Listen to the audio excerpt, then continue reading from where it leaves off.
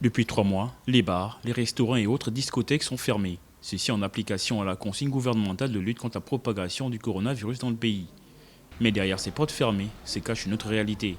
Dans certains quartiers de Libreville, les amis des Bacchus se retrouvent, lèvent le coude et apprécient les bienfaits de cet état d'ébriété qui naît de la consommation d'alcool, bravant au passage le confinement et les règles établies.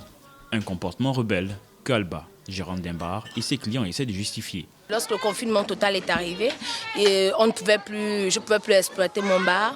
J'étais obligée d'effectuer un plan B, donc celui de vendre à domicile.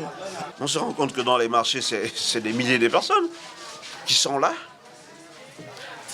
Mais on n'empêche pas là-bas. Pourquoi là-bas? Pourquoi le maquis où à peine 2, 3, 5 personnes vont se retrouver? Maintenant, on nous isole de nos frères, on nous isole de nos parents.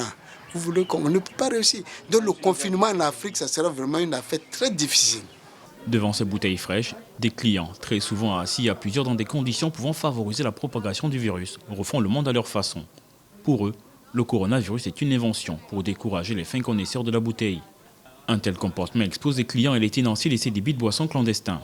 Une résistance qui met en exergue le rôle des bars, d'après le sociologue gabonais Jean-Emery Etougué-Fé. Quand les pouvoirs publics décident de fermer les bars, ça passe mal. Ça passe mal tout simplement parce qu'en fait, ça ressemble à une restriction d'un mode de vie qui est acquis. Avec plus de 4000 cas positifs au coronavirus au Gabon, le respect des consignes et des gestes barrières devrait désormais s'ériger en devoir pour les populations gabonaises.